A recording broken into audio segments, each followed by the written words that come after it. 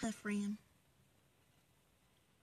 I was glary. I am waiting for my offspring to get out of school, so I thought I would make a Facebook video to save you from a mile-long Facebook post.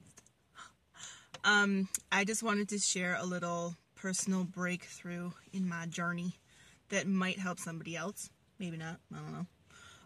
One of the things I was working on, or one of the things that was brought to my attention, was the natural law of non-judgment.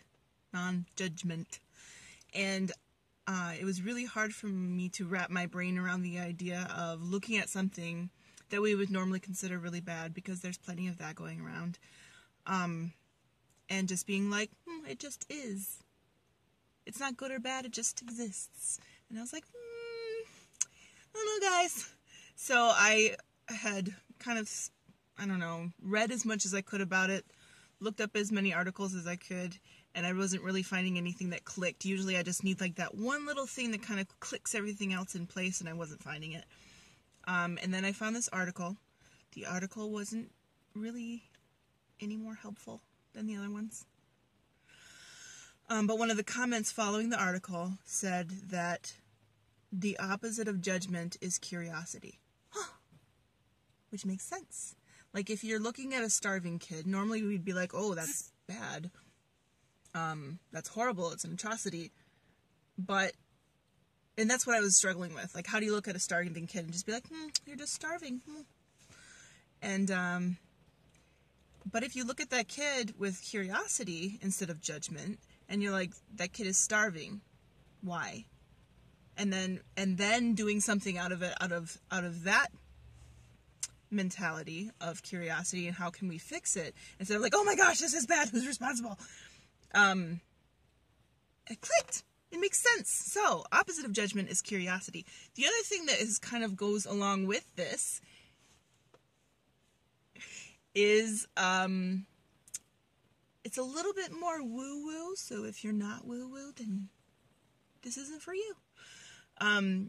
But I've also been delving into past lives. Not my own, because that's a lot of work, and it's hard. But I'll get there. I'm not ready for that yet. But learning about it, and the concept of it, and the concept of past life karma is kind of crazy. And the book that I read, I think I shared it, I don't know, I remember, was saying that essentially everybody has exactly what they deserve, which is a very hard pill to swallow and sounds very callous when you just kind of lay it out there like that. But if you consider the idea that we do have past lives, and we did have karma from this past life where maybe we were a gigantic asshole, and so maybe this life, perhaps, we're a starving kid because we were an asshole. So I'm not saying that, like, oh, that kid deserves to starve, and that we should have that kind of callous approach to it. So it's still a very delicate idea that I'm still kind of smoothing out in my own soul of how I interpret it and how I feel towards that. But it's still something to consider. It's still something to consider, like, okay, that kid is starving. Why? And also, and that why could be that perhaps there's a lesson in this life that person needs to learn through being hungry.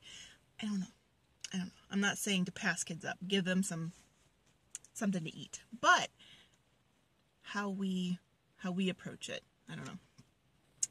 It helped. It clicked for me. Maybe you don't care.